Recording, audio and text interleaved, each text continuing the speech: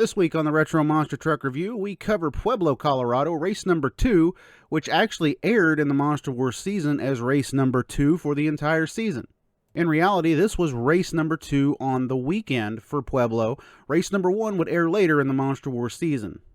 As always, we got to thank everybody for commenting, liking, and subscribing on the Retro Monster Truck Review YouTube page. Also, all the follows on Spotify, and of course, the 5-star Apple iTunes reviews. It really helps us out and brings our podcast out there, puts it in front of some more eyes. So thank you guys very much for doing so.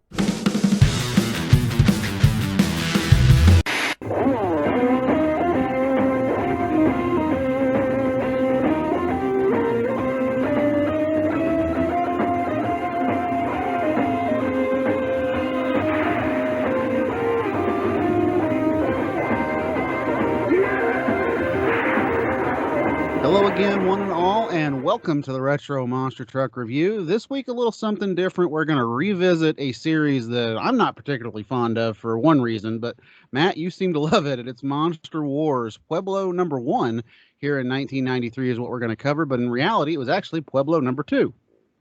Man, I'm on a Rocky Mountain high today, my friend. We're getting to cover one of these Monster Wars shows finally. I get to defend my honor somewhat as it being one of my favorite shows on television. We'll get into some of that throughout the episode here. But yeah, we're here in June 1993. This is one of the later episodes that was filmed for the Monster Wars series. The initial air date for this episode was October 3rd, 1993. This was episode 2 in the series.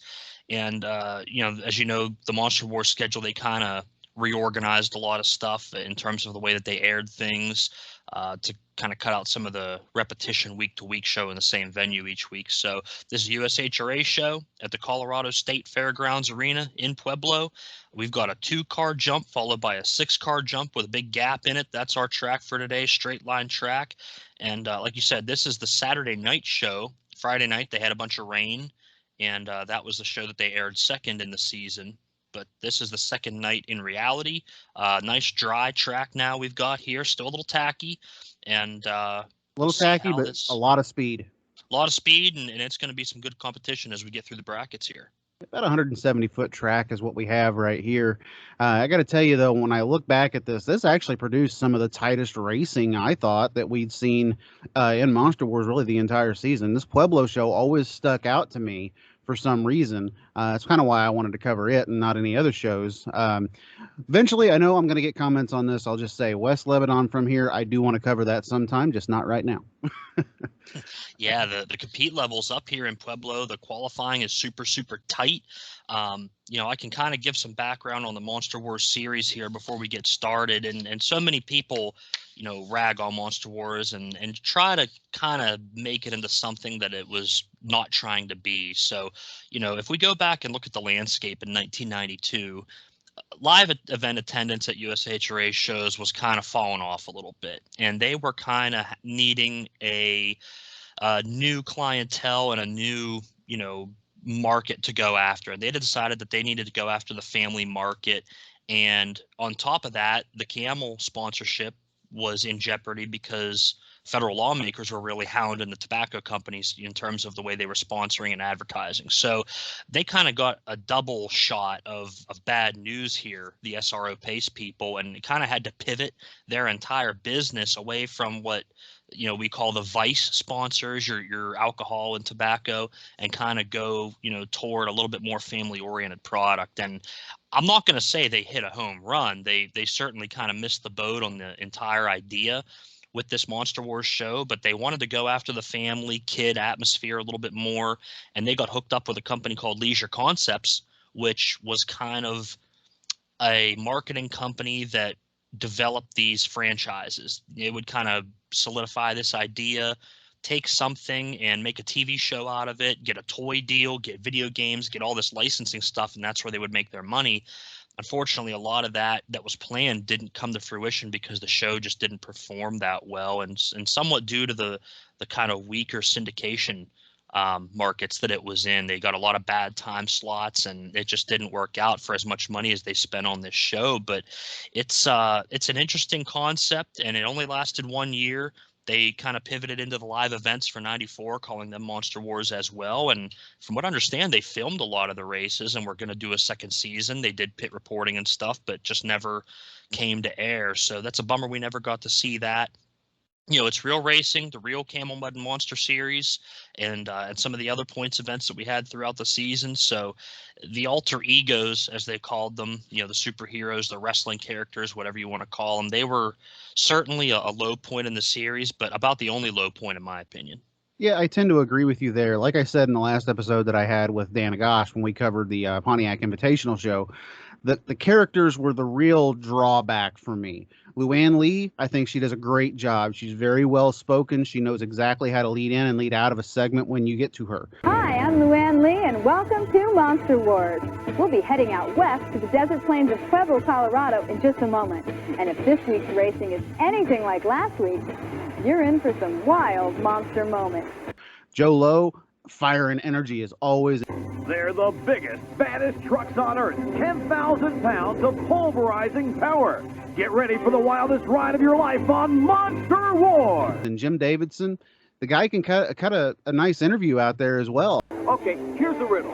What goes up, comes crashing down, and then goes shooting back up again, and will continue to race for the next hour? No, it's not one of the mean machines. The answer is your pulse.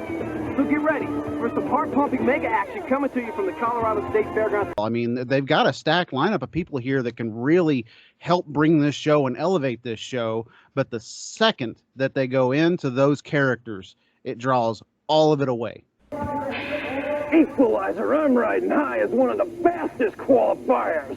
So steer clear of me. Steer clear? Taurus, I'll steer you right out of the race. That's what I'll do, and show the others that your kind of competitor can easily be shot down. Go ahead, Equalizer, make my race. Yeah, it's a good crew of characters and a lot of good talent that they used here for the actual monster truck portion of the show. The production is top notch. The graphics are, unlike anything we had seen at that point. They've got the truck logos for each individual truck showing for the graphics. That's really cool. And like I said, they dumped a lot of money into the production for this show, and that's why the production value kind of holds the test of time. And if you notice, when you look through my notes, I didn't really even go into any of these promos at all that the characters cut on each other. I just kind of say, they said something and I kind of moved on. So if you don't want to cover a whole lot of that and get people riled up, I'm fine with it. Or if you want to get into it, we can certainly do that too. But I added just a few little snippets as far as some of the promos go and whatnot. Okay. But other than that, that's all I want to cover with it. Me and Cheech, we talked about the promo stuff to death in that episode. The writers were definitely not Macho Man Randy Savage caliber. Yeah, dig it? Yeah.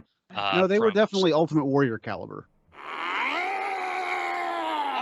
Yeah, so we've got a lineup here, strong trucks, the Super Series, as it was called throughout the season.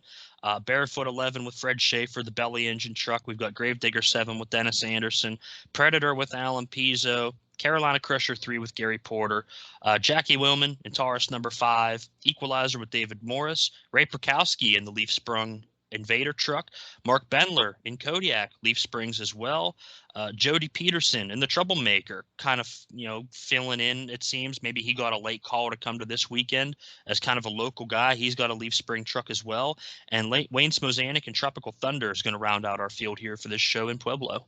And that's a top tier lineup, honestly. Barefoot and Gravedigger obviously seem to be the headliners, but you still got some trucks in here that are just wow, you wouldn't have expected to see in the Monster Wars lineup. A big addition for them, I believe, as well as Taurus and Equalizer in this lineup. I think those two trucks will definitely be giving the top tier truck, Barefoot and Gravedigger, respectively, a definite run for their money out here on this straight line track.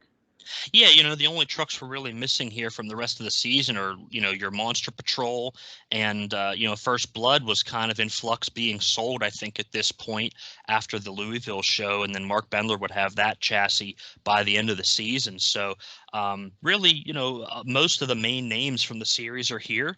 And this is, again, episode number 2. So it's kind of an early produced episode where we have Joe Lowe doing kind of a voiceover cold open with some clips and interesting camera angles. And then we go into the show's amazing rock and hot sax theme song.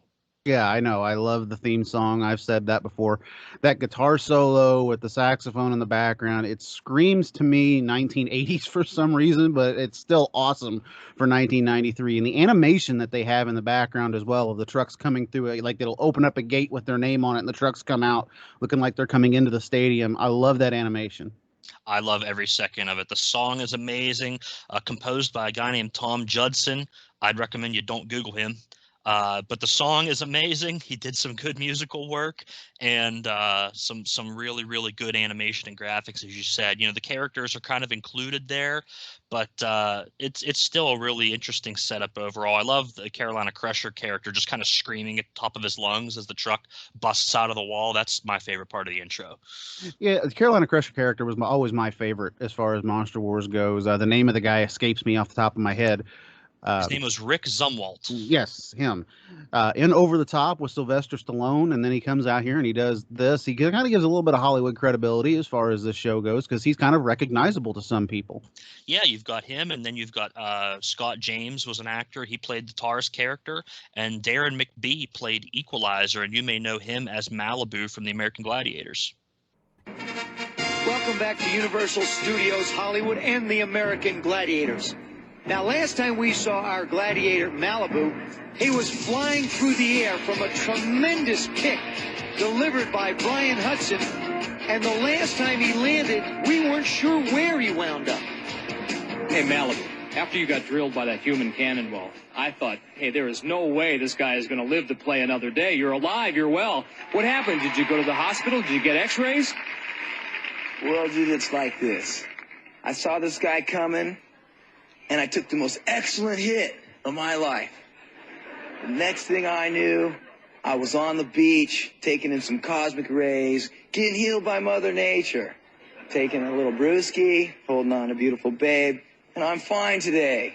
So no hospital, no doctors, just Mother Nature, huh? Oh, I'm a child of Mother Nature. What do you expect? Malibu, you are truly amazing. He took a licking, and he is still ticking. Sweet. Bro. Well, there you go. Malibu from the American Gladiators also lending some credo here over to Monster Wars. Luann Lee, we do need to Google her. I do need to approach that. You said don't Google the other guy, but we definitely need to Google Luann Lee. Yeah, she adults is only, one of those. however. What's that? Adults only. You can go ahead and Google Luann. Adults only. We'll go ahead and throw that out there. But I got to tell you, for somebody, a lot of people seem to down on some of the credentials she might have had. But I tell you, she does a fantastic job here. I can't say that enough every time I talk about her as far as a Monster Wars episode goes. She does phenomenal work. She really did, and she kind of leveraged this first opportunity she had in media into a long and successful career in television and broadcasting. So she's kind of still in those circles today. I think she has a radio show she does or some kind of TV gig. So she's definitely, kind of gotten into this mainstream entertainment world, and I believe this Monster Wars show was her first real foray into that kind of, professional TV environment. Yeah, a good stepping stone for her. We cover the intro. She actually picks things up right here as we cover action from episode number 1 of Monster Wars, which was, of course, the famous West Lebanon race where Dennis Anderson and Gravedigger tumbles in the semifinals and goes out and wins everything. And you hear that old famous quote from Dennis Anderson, "Yeah, we turned her over." Yeah, and he got a tore up truck. It was an awesome show. Episode 1, I'm sure they led off the series with that for a reason, and an awful triumphant victory by the Gravedigger, which is obviously going to be their marquee vehicle that they, market throughout the entire season. So they're kind of starting things off strong here. Going into week number 2, the Gravedigger's running good as well. And, Luann kind of goes and says that we have another straight track this week, and it's the kind of track that should keep the Gravedigger wild. Exactly. You got to keep Gravedigger wild or it's not worth watching, right? Anderson leads the points 48-40 over Taurus coming into this event, with Equalizer sitting third with 29 points. He actually goes over the Goodyear track facts as well. You said Goodyear would drop off about mid-season right here, but it's interesting that they would have a sponsor for a certain segment on the show. Yeah, Goodyear kind of had some kind of involvement initially with the season. They sponsored live events as well throughout the season. You'll see Goodyear banners at a lot of different events, but I'm not sure what happened if they got partway through production and then Goodyear kind of pulled out, if they didn't want to be associated with the show or not. I've been searching for years trying to make connections with the people involved with the production of the show, and unfortunately, I haven't had a lot of luck actually getting responses because the people that were associated with it don't seem to really want to talk about it. And it's unfortunate because I'm such a fan of the show. I just want to learn, how the show was put together. But, guys like Darren McBee, I had an interview scheduled with him. He kind of ghosted me. But, it's unfortunate I haven't been able to get a hold of people. Jim Davidson owns a car repair facility in LA now that's very successful. And I kind of cold called the shop one day, and he didn't seem really interested in talking about Monster Wars either. But, it's cool to see a lot of these, guys getting their start here. And, it works out nice. And the Goodyear deal, like I said, something fell off with it mid-year. They still had track maps, just not sponsored by the Goodyear people. Yeah, and I got to tell you too, as he goes into this, we see some very interesting altered versions of the trucks without their names on them. Still very clear which trucks are on the TV screen, but it's a really neat photo edit that they do right here with adding some motion blur in without the names on the trucks to kind of show you and give you a rundown of this actual racetrack they're about to race on. Yeah, it's pretty cool. If you're not a well-versed monster truck viewer, you may not know what the trucks are just by looking at them. Of course, we do, and I did as a kid, but it was cool to see, that they tried to make an effort to not give things away anyway, that may be happening later in the night. Yeah, and that's something that happened down the road in monster truck racing a lot. As I'm looking at you over there, Motor Madness, all the stuff they would do before going to commercial, you would see basically handing and giving away races sometimes. It just drove me nuts when I would watch the program. Here, they don't do that. They go right in here and they show you these nice still images with a little bit of, like I said, a little bit of motion blur added into it, but it's almost got that cartoony look as the intro does. So it plays along from the intro. Yeah, they kind of just did a little bit of artwork on top of there, and we kind of head into our first race, which is going to be an interesting matchup, Taurus versus Equalizer, and we see each driver has, their picture, the truck logo, their name, their qualifying time, and the points that they got for that qualifying position. And a little tip for anybody, if you're watching Monster Wars, if you see a qualifying time shown on these graphics, those times are usually legit and accurate. If there's no time shown, that means they made it up and didn't actually do qualifying at that event, and they just kind of assigned points to the trucks on a random draw. So it was an interesting little tidbit here about the Monster Wars production. Taurus is your number one qualifier at a 5.26. He's taking on Equalizer here, who qualified sixth at 5.49. For me, this is kind of a dream matchup. We've got a TNT matchup against the USA or USHRA truck right here that won championships as well. We get a really, really good race right here off of the start, and the win is only by 0.02 seconds for Equalizer, which is actually a little bit of an upset, I believe. If you watch Taurus, though, in that right lane, I think you can tell exactly where he ended up losing the race, Matt, and that's right off the start when he airs it out over that first jump. Equalizer slow and steady over that first hill and just powers the horsepower on down that no man's land. All right, we are staged and set to go. Taurus and Equalizer. Equalizer telling us he had some problems with his oil pressure in qualifying, but whoa!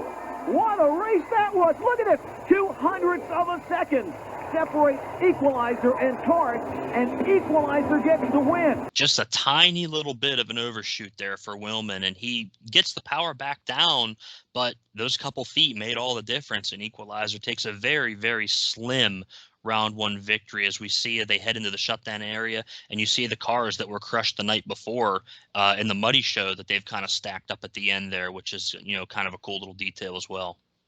One thing I want to point out here, too, is they say the win is by 0.02 seconds, and when you see the actual overhead shot, well, not overhead shot, but the finish line camera, Equalizer wins this by, about, I would say, at least a tire length close to over the finish line? Yeah, it's a close race. I don't know if the clocks were exactly accurate here, in which we will probably be discussing the clocks later on as well with some discrepancies. So, I'm not sure how they did the actual timing with this, if they used like a timing camera like TNT did, or how exactly they did it. They're usually pretty close, but some of the margins of victory seem like they're a little bit further apart or Exaggerated. closer than they should be. Yeah. Invader's going to cut a promo right here before we go to commercial. If you want to hear it, go look it up. Gravedigger, your number 3 qualifier at a 5.36, taking on Invader, who qualified 8th with a 6.13. This is that newer style suspension underneath the Gravedigger machine, going to be taking on that old school leaf sprung setup under Invader. Joe says that the altitude is making everything different here. After all, we are in Colorado. The elevation's a little bit higher, and it's making these motors just not want to run correctly. And you can tell kind of the cream of the crop here from the guys that are making their horsepower sing and the guys that are having a little bit of an issue with it. And you can also tell who's been here before and they knew how to set their trucks up for this high altitude, over a mile high here in Pueblo. And you got to lean the trucks way out, compared to when you're running closer to sea level. You have to put a lot less fuel through the engine. And, the Gravedigger team, they always had a log book of, their settings and where to run at each venue. So you can see that Dennis here definitely has the upper hand, both in technology and in setup. Now, throw out what we taught you last week about these monsters, because we're in the Colorado Rockies. The altitude is everything up here. They have to experiment with fuel mixture, tire pressure. Everything has changed. The rules are entirely different when you're running at this very, very high altitude. And there they go. What a race! Side by side, they come across the finish line. Who won? It was Digger, but by 200th of a second.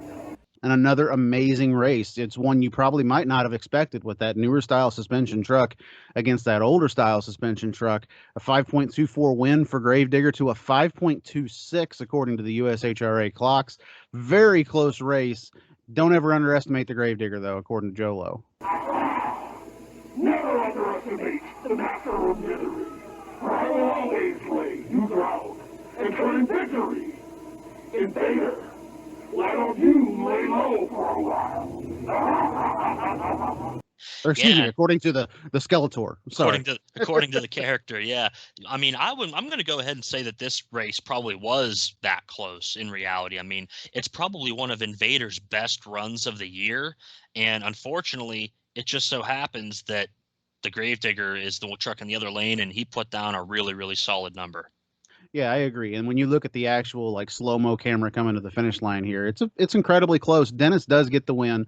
It's pretty easy to see his tire is at the finish line first, but man, it's by the slimmest of margins on that camera. I do have a little bit of a gripe on that finish line camera. Sometimes it's so out of focus. It's very hard to see who's actually winning the race. Yeah, the trucks are moving through there quick. It wasn't a high-speed camera or anything, but they used it here at some of these outdoor shows in Pueblo and in West Lebanon. So it's something they kind of picked up here through the summer that they just kind of started using. You see as the Invader comes over the finish line jump, he lands really hard on the right front, and the leaf-sprung suspension that's kind of, being helped with some links set up here. Still, it crams the drive shaft pretty hard. You see some sparks flying. Yep, some sparks flying out of the front of the Invader, though.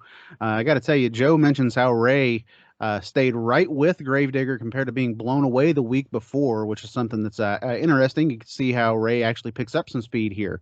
I kind of like that. I like the fact that they're including the week before into the next week.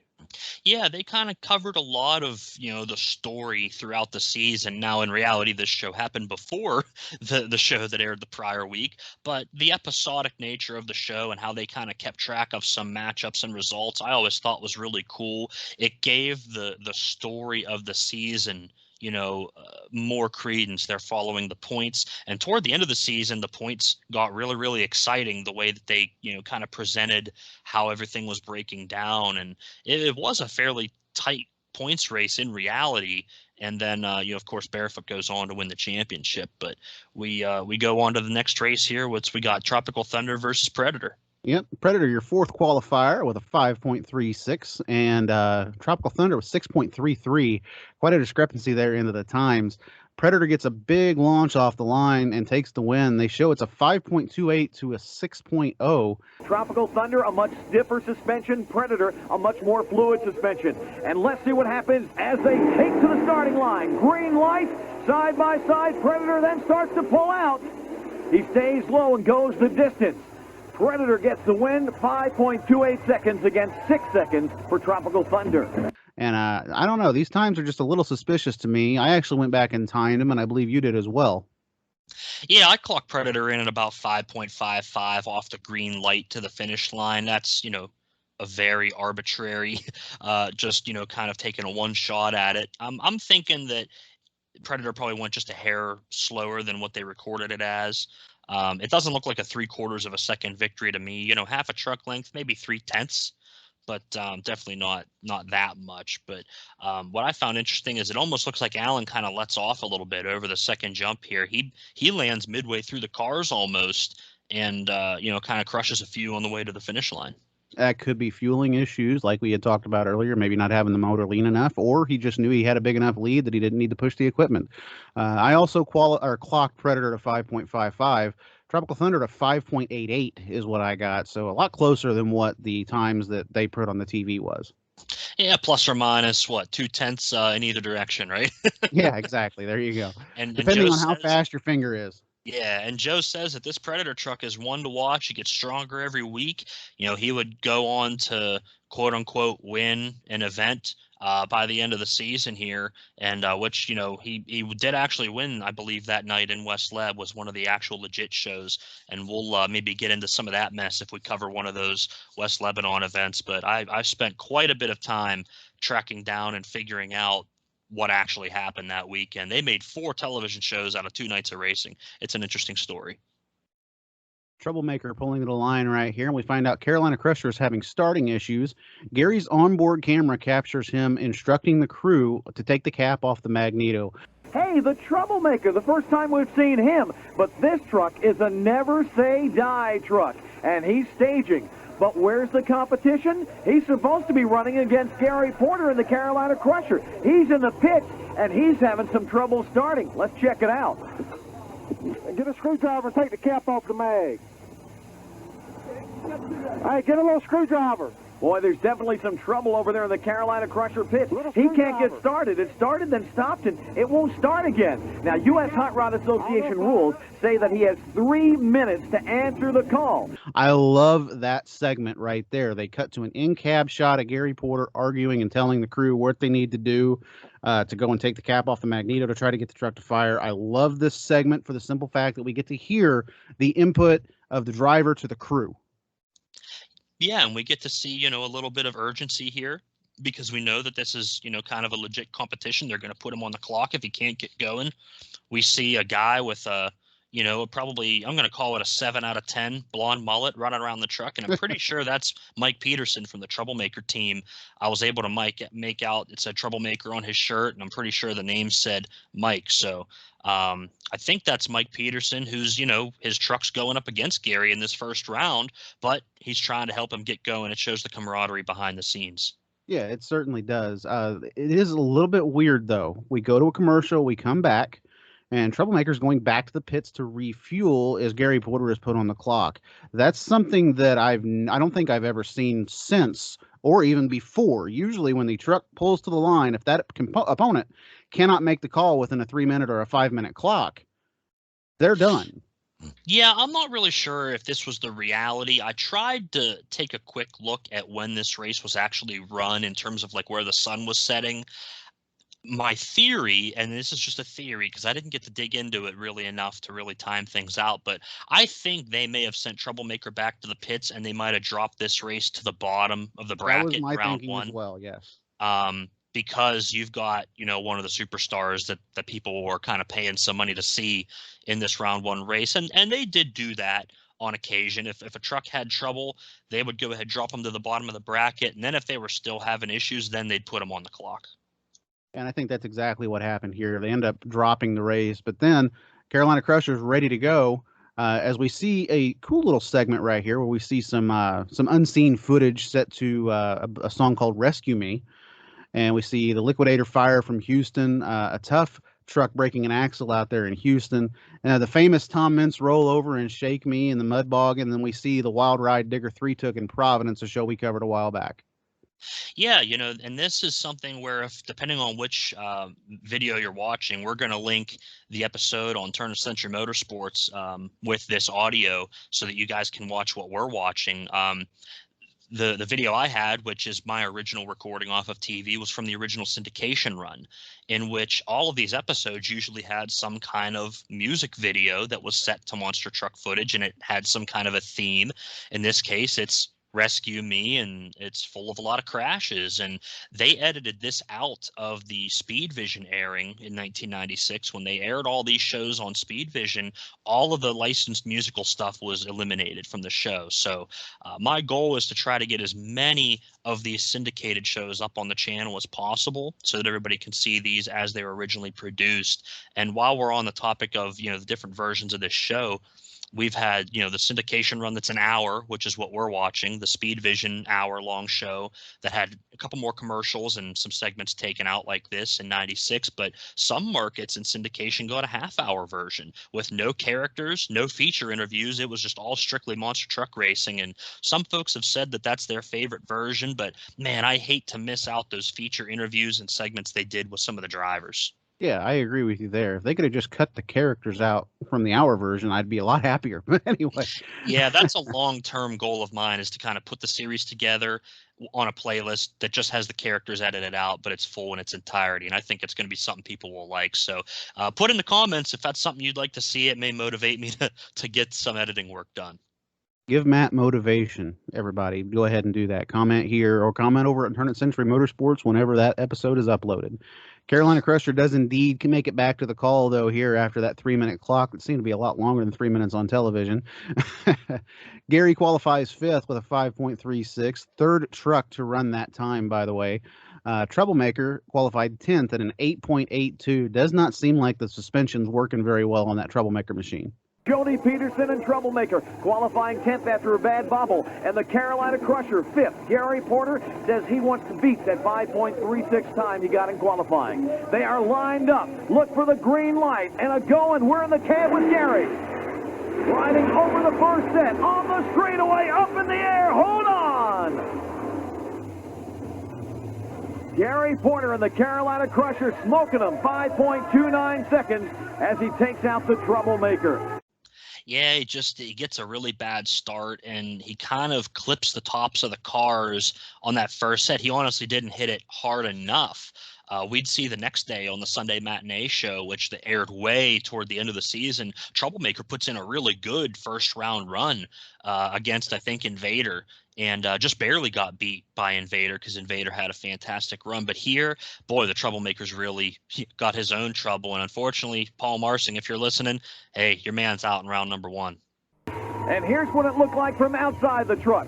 Carolina Crusher taking an easy walk over the first set of cars as Troublemaker bounces. He builds steam and comes across the finish line. That's what it takes to win monster truck races. And as far as Troublemaker, he was bouncing around so badly there was nothing he could do. He's got to learn to control that, because by the time he was done bouncing, the Carolina Crusher was already across the finish line and already in the winner's circle. Sorry. Carolina Crusher here obviously puts down a run that would staple Gary as one of the favorites going on in this event. The next race, though, features probably a favorite for the World Championship here, Fred Schaefer in Barefoot, who qualified 2nd with a 5.26. He tied with Taurus, taking on Kodiak, who qualified 7th with a 6.06. I had to tell you, Barefoot off the line is a little bit slow, but mid-track in no man's land, look out. Fred Schaefer, the veteran in the field, and he is lined up and set against Kodiak. There they go. Now it's turn-on time. Bendler suffers the bounce, but Barefoot moves on and gets the win. Look at the time, 5:04 for Barefoot. Oh, yeah. And even just getting back to the qualifying times, it shows how competitive this show was. The lion's share of the field, the top 7 or 8 trucks are all qualifying within 3/4 of a second of each other. So that's really, really impressive to show that these guys were out there, running for that camel purse money. And like you said, the two trucks kind of leave together. It's, you know, it's kind of bear on bear action here. Barefoot versus Kodiak, and the two trucks leave even. Kodiak has a pretty good run, but he just can't get the power down to no man's land like Barefoot does. Takes off like a rocket with that rubber band effect we talk about so much. And a 5:04, I think that's going to be the quickest round of round number 1. Yeah, very close to being the quickest round of round number 1 right here. I got to tell you, I kind of liked it. I kind of chuckled a little bit. 'Cause I don't know, the Monster Wars characters and whatnot. We see Kodiak heading to the back, or showers, as Joe Lowe puts it. And for some reason, I don't know why it flashed into my head, but I pictured a Kodiak bear in the middle of a shower as soon as he said that. And I'm thinking, why didn't they put that on the air? Don't Google that either, folks. Yeah, don't Google that. Don't Google that. That comes from my mind, and you don't want to see it. Trust me. Yeah, There's so a lot of messed up things in there. we get a good pit interview here with Jim talking to Fred, and Fred's saying the track conditions are real good, and I agree with him. You know, the track's still tacky from the rain the night before, but it has dried out a good bit, and there's a lot of traction out there. Yeah, that there is. We go to a commercial and we come back. We're with Luann Lee, who rejoins us with a segment about Gary Porter and Carolina Crusher. I'm actually going to play the audio for this entire segment right here because it is a fantastically done segment. They did an awesome job with this, and I want to share it with everybody here on the show.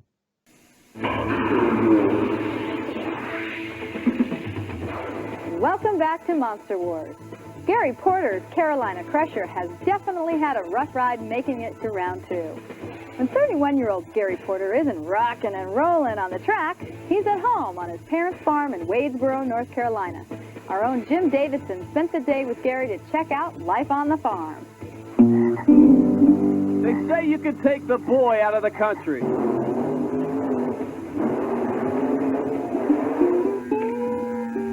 But you can't take the country out of the boy. I was raised, out in the country, and, that's where my roots are still at. I just, a lot of people pick at me as being a Carolina hillbilly, but, in a way, I'm proud of that. Carolina Crusher's Gary Porter can usually be found on his parents' farm, just outside of Charlotte, North Carolina. Hey, Gary. How you doing, man? Hey, Jim, how's it going? Good to see you. Hey, glad you come out to the farm. Come on up here and help me feed the cattle. But Gary's mind wasn't always on feeding animals. Be a truck driver. That's something I had wanted to do, was be a truck driver, run, heavy equipment. Gary, teach me how to drive this bad boy. Gary fulfilled his childhood dreams one step at a time, and what better way to get big truck experience than on the farm's bulldozer? Go dig in the dirt. I'm taking out the molehill! Woo! Woo! That's high intensity, and Gary, I can't take anymore, man. All right.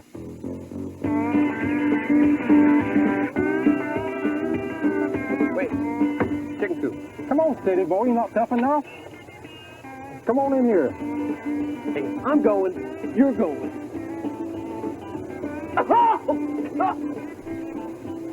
Oh, this smells better than the air in New York City. What was that? Feather. So when did you stop feeding the chickens and start building engines? Well, I guess after I got out of high school, during high school I took, auto mechanics, and I learned sort of the basics. Then in 1985, I finally took the plunge, and then I went to monster trucking full time. Gary's one of the most dedicated drivers on Monster Wars. Single-handedly, Gary crews, races, and maintains all aspects of the Carolina Crusher. But this is a way of life. I love it. It is real different from me, from how I was brought up, on the farm. This is an entirely different lifestyle, but I love this lifestyle, and I don't see me changing it anytime soon. A competitor for almost 8 years, his devotion is paying off.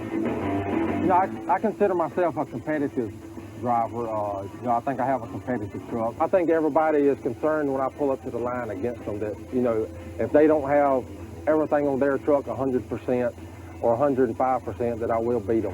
But Gary will be the first to tell you, with heightened competition also comes danger. Last year I was involved in a couple of, pretty bad crashes. One of them in Oklahoma City with Is that with Fred? Yeah, with Barefoot. Is that where the door comes from? Yeah, that's the driver's door. What's left of the driver's door right there, it was ripped completely off the truck. It was one of the worst accidents ever in, the monster truck history. It went over the first time, and I was like, it's over now. And then it felt like the truck, picked up speed. it went over again. And I said, well, it's got to stop sometime. And then it laid over on its side, and, you know, it stopped, and I got out of the truck on my own, but until this day, I do not know how I got out. Gary Porter gets mega air on the track, but off the track, he tries to stay down to earth. It's been a lifetime dream, you know, to be racing. You know, it's sort of scary at times, you know, why was I chosen to live out the dream? You know, but, you know, I guess if I had a word, you know, to offer to anybody or you know, to influence anybody is, you know, to try to live that dream, you know, don't give up. Gary Porter, known as the nice guy on the Monster Wars circuit. All right, Matt, what'd you think of that? That was just, I think they did a fantastic job with that. I mean, I love the segment myself. You know, the information that they talked about with Gary's upbringing, they kind of show him, you know, throwing hay bales out on the farm. It was really, really cool. And my favorite part of it, of course, is the few still shots we get of the horrific crash that Gary took in Oklahoma City in September or October of 1992, and Fred Schaefer got into him in barefoot, and that truck tumbled down the track and completely scattered all over the place. And he never really got the truck back completely finished that season before he got the new paint scheme. He ran the rest of the season with no name on the side of that Carolina Crusher truck. So that's a little tidbit that I didn't know from the 92, or excuse me, what was it, 91 season? I'm sorry. 92, yeah. 92. It's, okay. 92. He got the truck fixed and was running fine, but they must have had this Monster Wars deal kind of sealed up, you know, by the fall, and you know, the new artwork. Gary never put the old name back on the side of the truck. He just kind of ran a blank scheme. He ran it in Pittsburgh. He ran it in Chicago. And, you know, some other highlights from this segment, we get to see Jim and Gary walking through the chicken coop on the farm and a big monster wheelie with the bulldozer. And not the bulldozer y'all are thinking of. I can tell you that much. It's not Tom Mintz. He's not on this tour. No, this is an actual, you know, earth moving device. You gotta love the earth movers out there. I love the edits. I love the cuts. I love everything about it. You find out a lot about Gary Porter.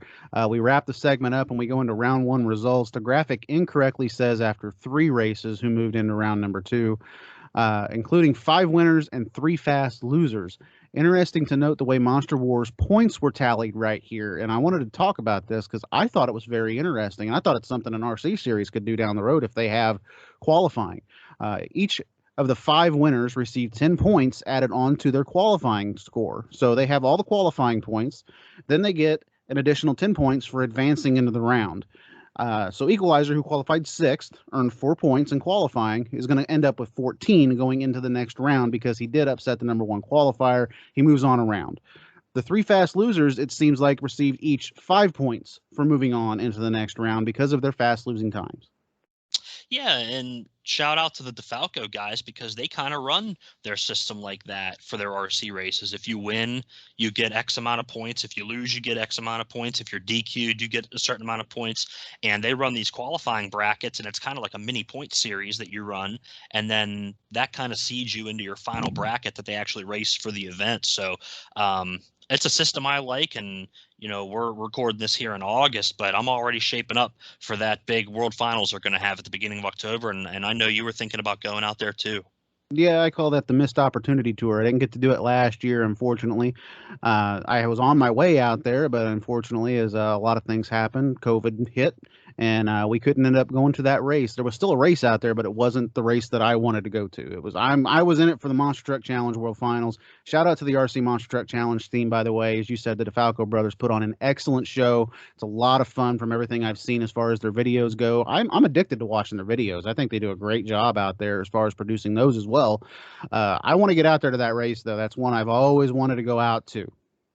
Oh, for sure. They do a good job, and I love their videos because I'm showing winning in a couple of them, so that obviously makes me happy too. Hey, yeah, you got to watch yourself win every now and then. I just did that last night watching Trigger King videos. There you go. Quarterfinal round action here, ladies and gentlemen. Gravedigger versus Carolina Crusher, and this is part of the reason I wanted to talk about this episode is how maybe a little bit of a controversial call right here. We see the graphics pop up for the specs with each truck. Like you said, always a cool thing to see. Love those graphics. Digger and Crusher, the 2 characters, argue with each other. The classic line, obviously said by Joe Lowe, the Gravedigger's lights are on, so it must be 100%. Oh, he ain't kidding. The Digger's going to be on kill for this race. And you were talking about those graphics. I love how they, have another new image of the truck shown here with some vehicle stats in this round. So round 1, we get to see all the drivers and, where they're from. Round 2, we get to see the trucks themselves and the specs on them. And it was a format that they used through the whole season. I just love the way that they did that. Yeah, I agree with you. We learn a little bit about around them in round 1, the trucks that advanced. In round 2, you get to learn a bit more about the truck. They keep moving on with that throughout the year, and it's something, like you said, that really helps with the consistency and helps build a relationship with the vehicle and the driver, as far as I'm concerned here. One line I love here, though, as we go in cab with Dennis Anderson for a second. All right, we're getting ready for takeoff here.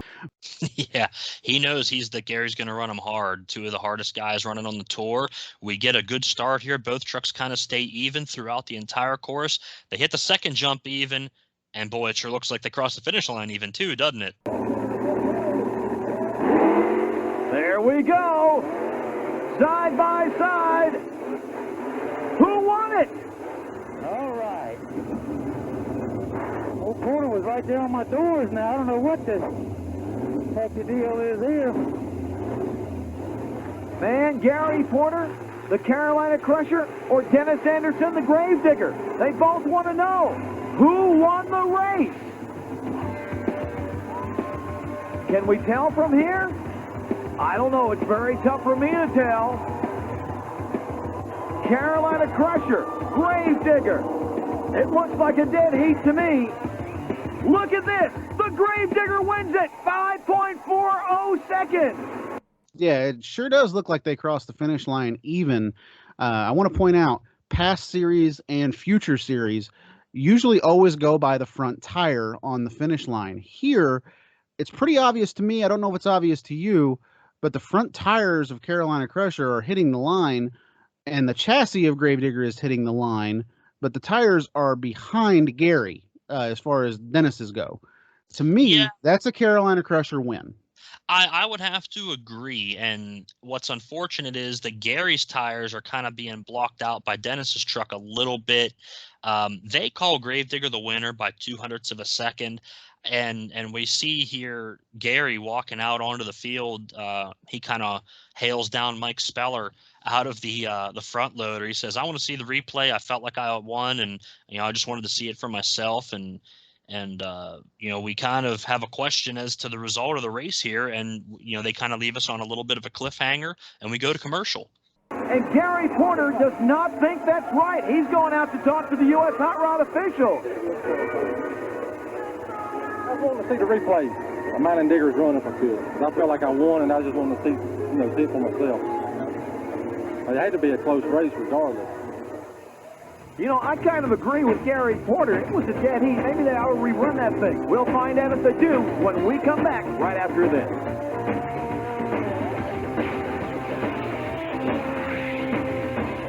Yeah, we go to commercial, but I really love the segment here, and I know it couldn't have been planned.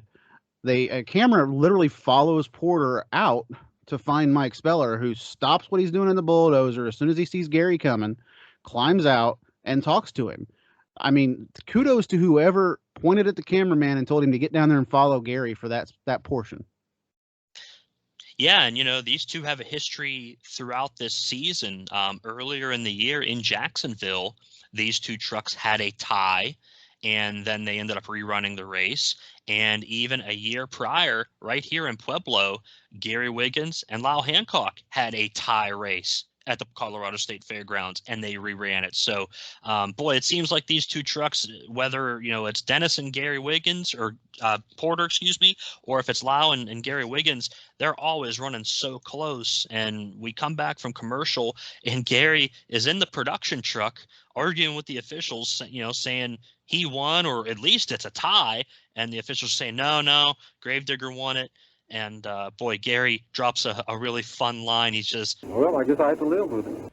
And I love what Joe backs him up with. I agree with you, Gary. It's like taxes. We have to live with it. And he's right. He did have to live with it right here. I agree with your take on that. I got to tell you, though, 5.40 to a 5.42 is the official margin of victory here for Dennis Anderson.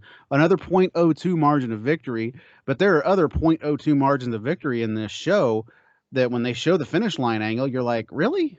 I mean, the times just don't seem to match up here.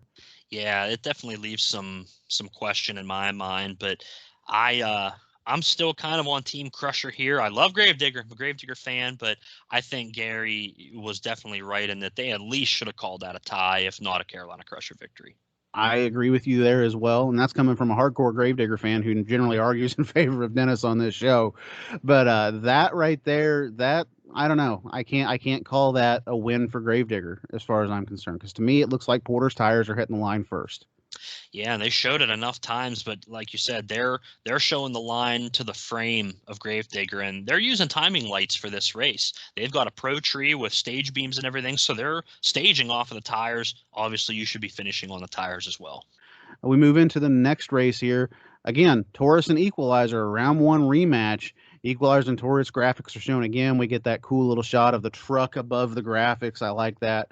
Battle of former world champions, Joe points out. Love the fact that he points this out, by the way, and he specifically mentions Equalizer as the '89 champion. You might say this is the battle of the former world champions. Equalizer was the world champ in '89. Taurus had it in 1991. They've been arch rivals throughout the years. Yeah, setting the stage here. Joe Lowe doing a good job. We head into a little banner session between Taurus and the Equalizer. And what we come back with is one of those things I was talking about earlier where they kind of follow through the season, a tread-to-tread graphic. And what tread-to-tread is, ladies and gentlemen, is they're showing them they have one win each against one another. It's basically the record of truck versus truck here. Taurus versus Equalizer.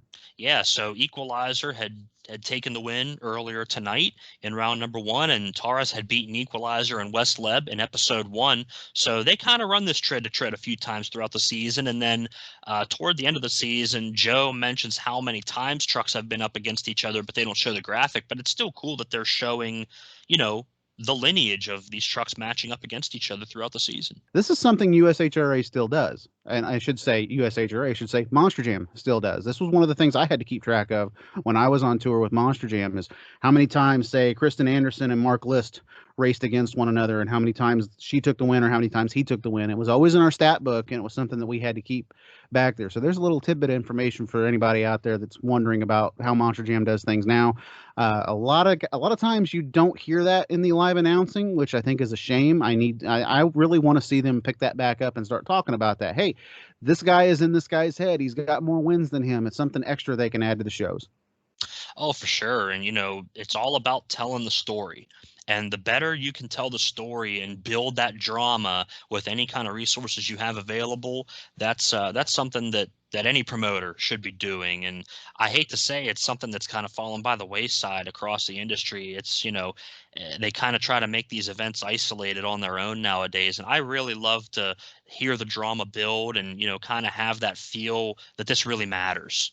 Yeah, and that's something that they're doing an excellent job here of so far in this show. It's part of the reason why it always just stuck out into my mind as one of my favorite episodes of Monster Wars, is the story that they're telling all the way through here.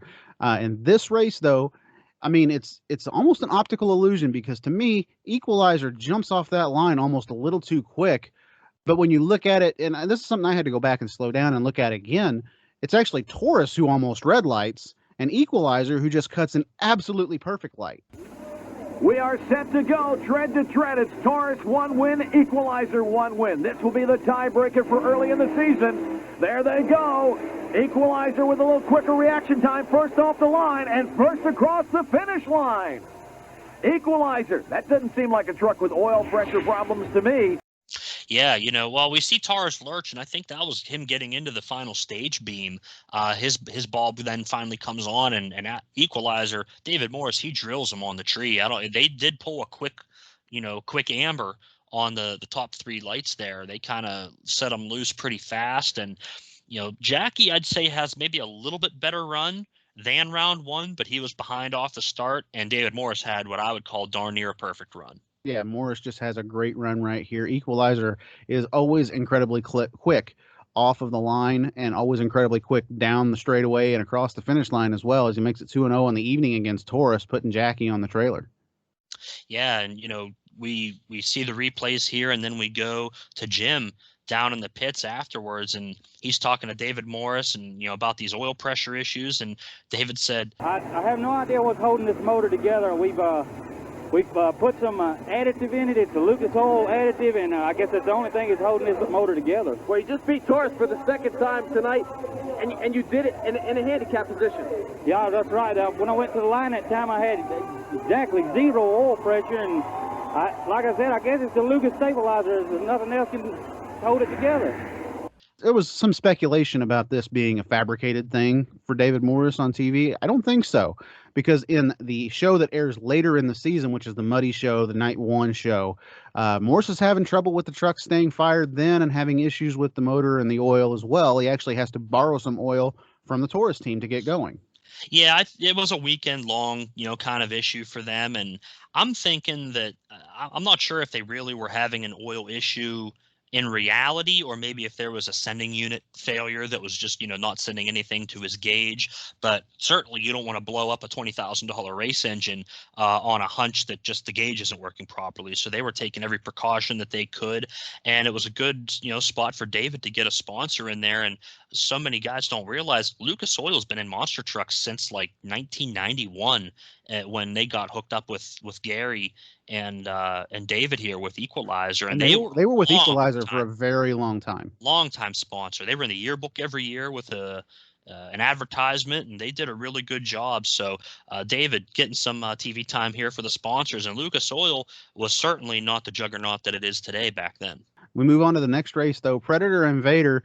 Truck graphic pops up here. I thought it was funny. I looked at your notes, and I looked at mine, and we both said the same thing. 1,800 horsepower on Predator. Okay, sure. Yeah, sure. They always talked about Barefoot having the most horsepower, and his graphic would always say 1,500. Predator, I love you, Alan, but I don't think you were pulling 1,800 out of that engine in that truck. Yeah, I know Predator always had those big Keith Black Hemis in there, but 1,800 horsepower and the way that truck moved and react, it never looked like it to me. They always have on the stat sheets for the announcers, the truck's got 1,500, 1,800, 2,000 horsepower. Or the standard 14. Why hasn't anybody ever gone any higher? Why can't they say I got 2,200 horsepower? It's just a measuring contest at this point, because none of the trucks are really turning that much on an actual, wheel horsepower. In reality. So it's all a lot of, guesstimates and rough ideas. But regardless, in this case, it doesn't matter if Predator has 1,800 or not. He's still getting to the finish line first. Yep, he still gets to the finish line first, and a decent run for him. And Vader has a rough run over the first set, and then a rough landing over the second set. Joe notes that the coolant is actually what's coming out of the rear of Predator right here, and there's a lot of it. I can imagine they asked Joe to touch on that in the show because there's just a lot of coolant coming out of the back of Predator. It's pretty apparent on the video footage, that you can see that white fluid kind of shooting out the back of the Predator truck. And honestly, I think he says that because it looks like fuel. Yeah, it could be, anything if you don't know what you're looking at. Could be fuel, could be coolant, it could be, transmission fluid, who knows. But I love the kind of early crush cam that we get here in Predator, or in Invader's Lane. The Monster Wars guys and TNN with Diamond P both kind of started using this crush cam angle at around the same time here in the summer of '93, and it's one of my favorite camera angles in all the monster trucks. Alan Pizzo sits up stage, ready to go on this cool Colorado night. Invader has some problems. Predator takes advantage of it, and he goes on to win it. The Invader's bobbling on that first set of cars cost him that win. There was no reaction time problem, nothing else. He was right with the Predator. Then he starts bouncing around. This is the problem with this truck. The rear end just bounces, and he cannot catch up. Matter of fact, he's having trouble staying on the track against the Predator. Predator, meanwhile, there you go. Predator has already crossed the finish line as the Invader is just coming over our camera parked in the middle of the second set of cars. Now, you'll notice some fluid coming out of the back of the Predator. Don't worry about that. You can see that stuff dripping out. That's just coolant. That's in there to keep the engine cool. And the Predator has to keep his cool as he moves on to semifinal action. Yep, we go from that cool camera angle to the absolutely horrible Predator character that comes out next. I think you and I can both agree that might have been the corniest and overacted character on the show. And here, he spoils a race, spoils the next race. I'm not going to say exactly what he spoils here, but he blatantly calls out the truck that wins the next race, and the race hasn't even happened yet on TV, and that's a downgrade for me. Another thing that the characters ruin, as far as I was concerned on this show. A small faux pas in the production here, but we'll take that negative and spin it around into a positive, because we go back to the studio with Luann Lee and we get something that's kind of outside the monster truck realm of the USHRA. We get a feature on tractor and truck pulling. Yeah, we get to talk to the Walsh brothers here, Dan and Dave. Jim covers this portion of the show mostly in an Irish accent, and the reason that he does that is because these two guys are famous of the Irish Challenger name out there in the pulling game, and I'm sure there's a lot of pulling fans that are listening to this and jumping up and down because we're talking about the Irish Challenger. It is one of, if not one of the most recognizable names in pulling history, really. Yeah, and what I always loved about the Irish Challenger tractor was they had two engines spinning one direction, and then the other two engines were spinning the opposite direction. They had them built to run in reverse so that the tractor stayed perfectly balanced and wouldn't have any torque twist. I mean, that's amazing engineering, for back in the late 80s, early 90s, to have those engines done in that fashion so they run backwards and keep the truck or the tractor balanced. And we get some information here on, the brothers, and then we get to see them at the pull hall and learn about their family. It's just a really cool feature segment. The power behind these trucks are awesome. In fact, they are the most powerful vehicles of any motorsport, with the capability of pulling up to 70,000 pounds. Two stars in the sport are more than just friendly rivals. They're brothers, Dan and Dave Walsh. And with the help and encouragement of their father, who was also a veteran puller, the brothers Walsh have turned pulling into a rather lucrative family operation with over $500,000 invested in their truck and tractor. So who has the most pull here now?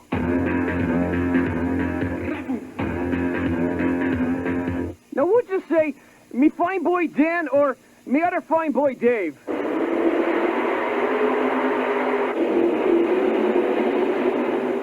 Well, what do you think makes the most noise, Dan or Dave?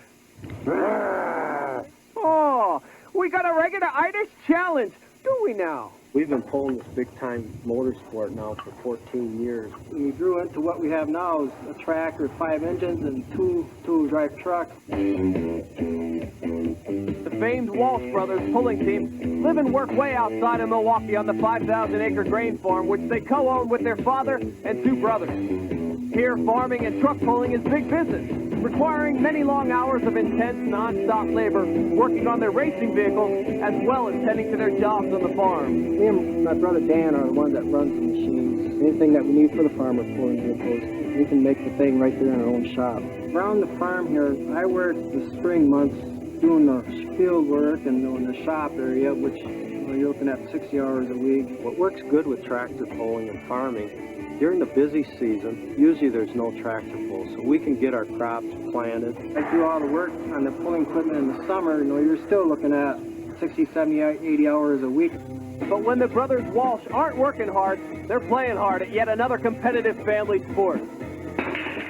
Back 10 years ago, when we weren't so busy pulling, we used to go to tournaments, 6-man tournament and 2-man tournaments. We used to travel around at pull tournaments. Then we got busy in tractor pulling. Now Dave and Dan play just for fun with their other brothers, James and John, who still compete in tournaments.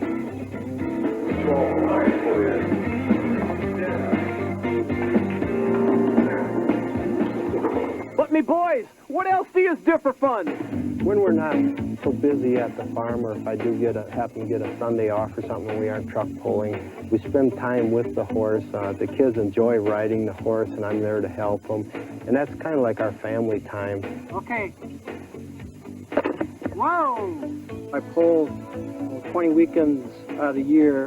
There might be times where I'm gone a week or 2 at a time. But when I'm home from pulling, I like to play t-ball with my kids. They enjoy that. So, who has the most pull here now? Dan. Dave. Dan. Irish Challenger. Of course, Dave. I'm staying out of this. In the two-wheel drive class, I got a truck, and my brother Dan has a truck. My brother and I mean, we work together. I work on his motors. I give him ideas. But when it comes to pulling, we're on our separate tracks. So, who has the most pull here now? Is it Dan or is it Dave? Both. 91, the Walsh brothers were the first pulling team in history to win 2-point titles. Dave with his tractor and Dan with his truck. Their ultimate goal now is to garner a Point Series championship with their tractor and their recently built tool drive. We wish them the best of luck. And now, back to the monster truck action. Next race, Barefoot and Kodiak, another round 1 rematch. We get the truck graphics and specs as well. Barefoot takes another easy win right here as the leaf-sprung Kodiak just really can't keep up, can't hang with the truck over the first jump. He's even with him until the landing in no man's land, and that's just when the power of Barefoot kicks in and takes off. Barefoot with a great hole shot. He powers out and takes the win easily. Yeah, it's just the power of Barefoot just can't handle it again. You know, the Kodiak and Barefoot, another round 1 rematch, and the same outcome here. Fred puts in, you know, a solid run, but I'd say he backs off a little bit. He doesn't completely sky the truck out like he did in the first round. He must have seen that he was ahead, and he kind of, you know, hits the jump maybe, you know, half throttle or so, just clears the cars, and a good bit slower at a 5.50. Yeah, I think Fred, honestly, he saw he was ahead and he backed off just a little bit. He didn't need to push the truck as hard as he needed to in that round. Semifinal preview, we get Barefoot and Predator, Equalizer and Gravedigger. A great semifinal round, if you ask me. Equalizer cuts a promo on Gravedigger as we go to commercial. And Matt, I have to say, this is probably the closest we're ever going to get to Captain America versus Skeletor. I can do this all day. Yeah, I'm not sure what Equalizer actually is. I never really came up with a name for him myself, honestly. He's kind of the Iceman, you know, a little bit. But I guess that's what they came up for with the Equalizer name. To me, when you looked at him at first, I immediately resonated Captain America. I thought superhero. But then in a later portion of the season, I want to say the very last episode of Monster Wars, he suddenly pulls off the helmet and he's got a hairband-esque hairdo, and he looks like a rock star. So I don't know what you want to call him, but at the first portion of the season, I always thought superhero.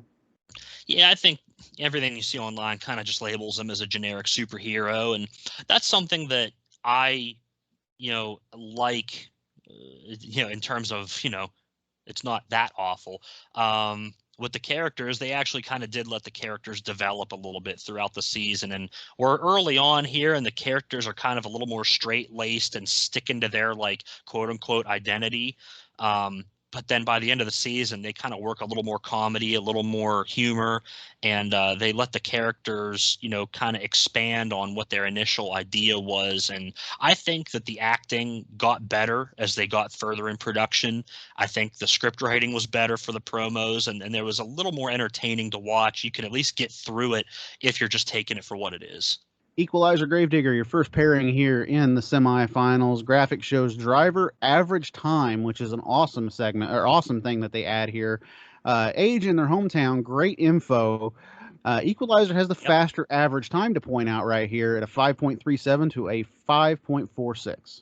Yeah, that first round time really helped him out there. And so we're talking about these graphics each round. For the semifinals, we get this set of information, which is cool. You got your average time and then the drivers again, and down to 4 now. And then we'll see yet another graphic before the finals, which is cool too. And, you know, Digger still hanging tough in that left lane. Equalizer pushed over to the right lane in this matchup. Yeah, and one thing, they cut back to that in-cab camera with Dennis, and you hear him say, David's going to bury that thing for all it's worth. I love these quick cuts to an in-cab camera, and you can hear a driver's thoughts just before the light goes green. I love that. I wish they would do that again today. I wish they would have done it after this show. Yeah, it speaks to how well produced the show was, because they were able to get a mic in that cab that actually picked up good audio with that engine running behind him. So, I mean, they did a really good job with the technology they had available to them at the time. And I loved all the in-cab shots that they had with Gary, with Dennis. Barefoot had a camera on the front of it for a number of shows, including here in Pueblo. And he even ran that camera at the Penda races too. So I think that was kind of something they had on their own, and they just used the footage. But it's a cool production and just another little added element that you don't get to see so much nowadays. It's a very good and close race right here, but Digger seems to get the rebound quicker from the first jump. Takes and utilizes the bounce a little bit more to his advantage. His Equalizer has a bad bounce, or a hard bounce on the rear too. It was a very odd bounce as well. It seems like the suspension almost bound up a little bit in the rear end of Equalizer when he comes over the first jump and lands.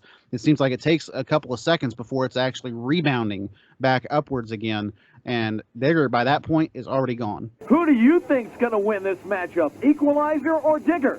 We'll all know in less than 6 seconds from right now.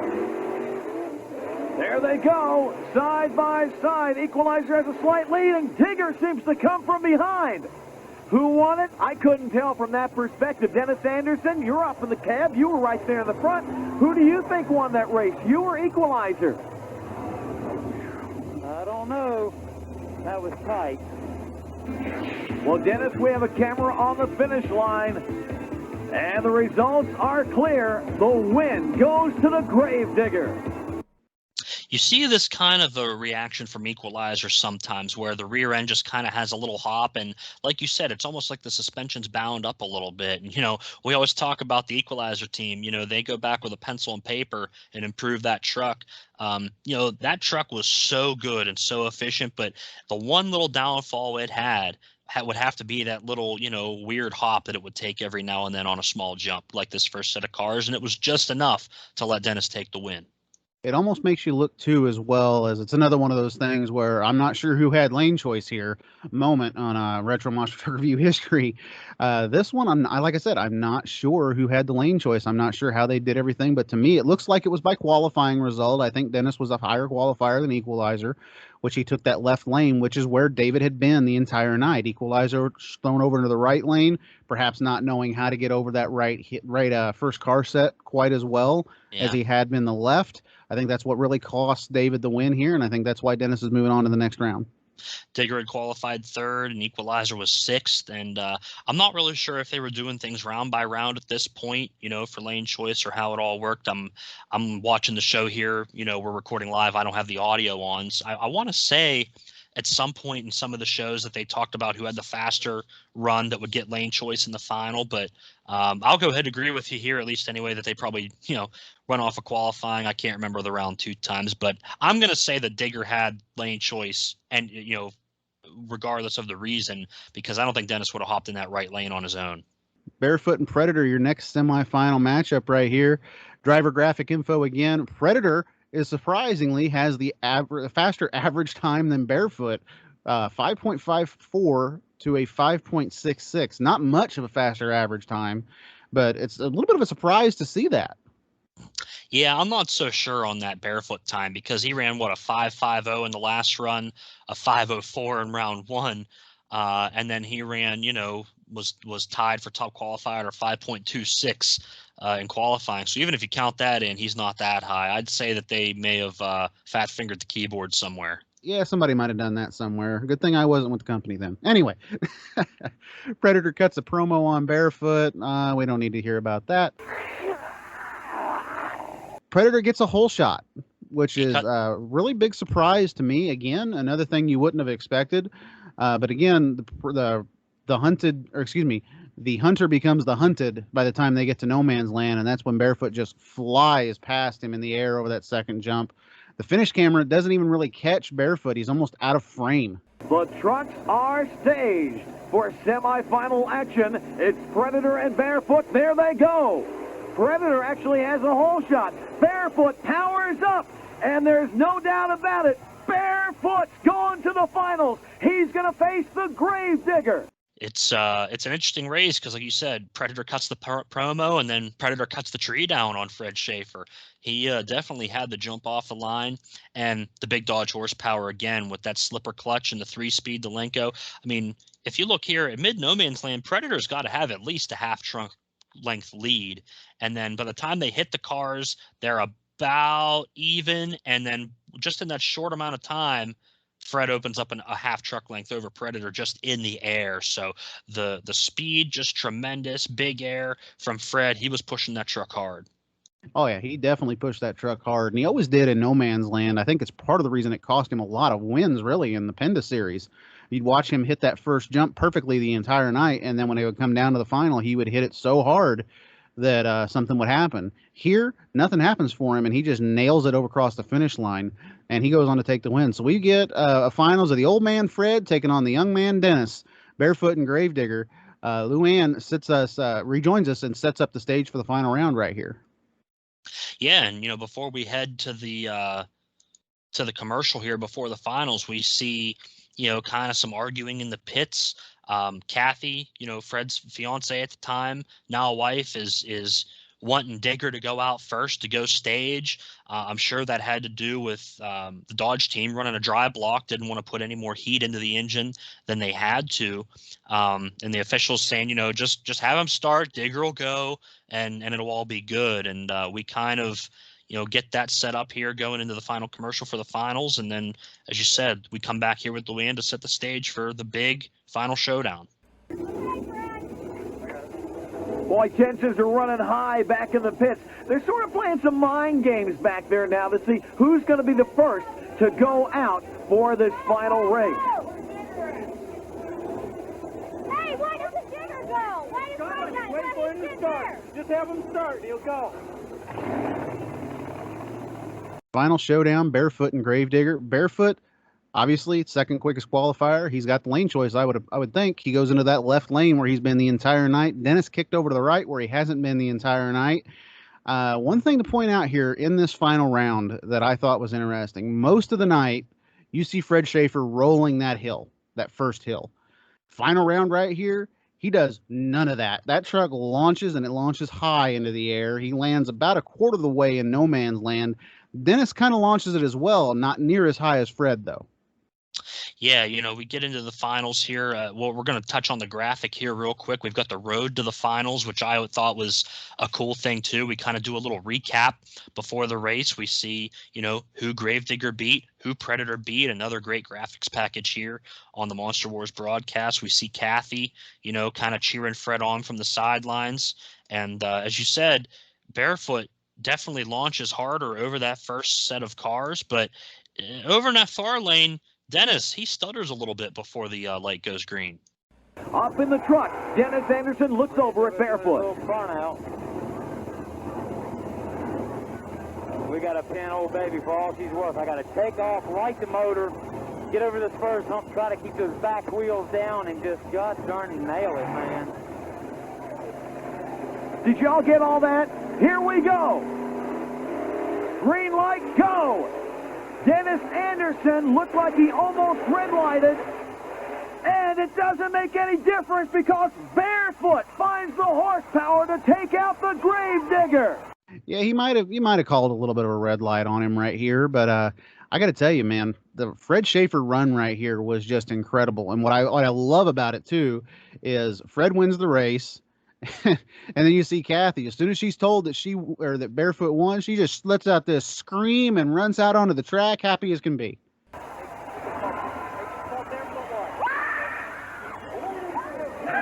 Kathy picked up on the red light. She doesn't care because she heard that Barefoot won it. Yeah, for sure. And I'll be honest, I'm not sure that Dennis technically red lit, because remember, we're running a pro tree here with stage beams. If Dennis didn't break the beam, he was still legal, but it didn't matter either way. Fred gets to the finish line first, and Dennis, got out of rhythm there with that little bit of a false start, and that's what really ended up putting him behind, I think, at the finish line down the other end. It kind of puts you in the mind of what happened with Taurus in round number 2 against Equalizer. The truck lines up, but like I said, it fooled me a little bit. It almost made me think that Taurus red lit, but it actually didn't. It deep staged a little bit, and when it did, it put Jackie out of rhythm. Same thing happens to Dennis here in the finals. Fred puts him out of rhythm, and Fred goes on to take a win in Monster Wars. Yeah, we see Dennis and coming along to park the truck in front of the crowd and go sign some autographs along with Fred there. And we get into our final little promo from a character here where Gravedigger says, "No one can nail me down forever. I will never die. Revenge is drawing near, so don't mark me out. I will return to the unliving end." That he will. Luann's going to wrap up the show here as we cover the points. Dennis still has the points lead, though, and one thing that I really liked is the fact that they show the points that they scored at this event, and then they show their complete average total. So Dennis scores 42 points today, and then he gets his season high so far, which is 85, which is those points added together from Wes Leb. Schaefer scores 48 points today. He's now second in points with a 68. Torres only manages to score 20, but he's now third with a total of 60. Equalizer scores 29 points today. He's at a total of 58, right nipping on Torres's heels. So these points are actually pretty close after the first two races. Yeah, everything's kind of evening out a little bit. Dennis is the only one to make it to the finals both days, so he's the points leader right now, and we kind of wrap up there. Luann says, hey, we'll see you next week from the Astrodome in Houston, and we get our promotional considerations and, East Pack and all the sponsors that kind of, paid for a little bit of advertising time on the show, and we get the final title cards with Gold Coast Television Entertainment. We've got 4Kids Productions, Reicher Entertainment, Summit Media Group. They're all kind of partners of Leisure Concepts, and they get their title card played with the kind of sax version of the Monster Wars theme here to kind of round out the show, and the show ends. Yeah, and I got to tell you, even with the characters in there and some of the corniness of that, this is a very well-produced show, and I love the way that they produce everything as far as from point A to point B as far as the racing goes. Aside from the obvious frustrations I have towards Monster Wars with the characters and being so frustratingly dumb, this show, great. The racing here, top-notch. And as I said in a previous episode, as we covered with Dan and Gosh, the broadcasting team is wonderful. Luann Lee does a phenomenal job and hits all of her spots. As the main host of the show, she's perfect. She's very well-spoken, clearly delivers. Joe Lowe does a fantastic job on play-by-play, and Jim Davidson is great in the pits and during other segments as well, especially the Carolina Crusher segment. The only downside, the only bad thing about this show to me is the bad call with Digger and Crusher in that race. I'm not sure. I love the way the drama's built up with it, but all in all, I can't agree with the call that they make. Yeah, I mean, I'm with you there. The call is questionable for sure, and everybody does a great job. The talent that's on the show, like we talked about before. The production is second to none. I will maintain that it's the best produced show in the history of the entire monster truck industry. People love the Speed Channel stuff. It doesn't hold a candle to Monster Wars, in my opinion. It's the best graphics, the best music. It's got the good comment. It's the best solo commentary, in my opinion, overall with Joe Lowe. Without having anybody to bounce off of, he manages to keep the excitement level right perfect without going over the top. Good racing, a lot of camera angles, good production. Yep, I gave it an 8 out of 10 right here. I do have to say I gave the characters a negative 110 out of 10. I'll give the characters a 3 out of 10. I'll be generous. But if you cut the characters out, I'm going to hold this show on an 8 out of 10 as well. Pretty much for the same reasons you said. Questionable call. We've got one little typo error in that round one results page, which I finally just realized as I was doing notes for the show. I've watched this show hundreds of times and never really noticed that. But one little typo error. We've got one issue on an interesting call, but they kind of made a good TV story out of it. So I'm going to hold an 8 out of 10 as well with you. Yep, I agree with you. I think, like I said, very solid effort put here by the Monster Wars team. A very solid show. I love the graphics that they have in this. I love the intro. I love the guitar. The only thing I don't love is the characters. And with that, ladies and gentlemen, we're going to see you guys again very soon out on the tracks across America. I'm serious. Don't Google that guy. Yeah, I tend to agree. Don't do that.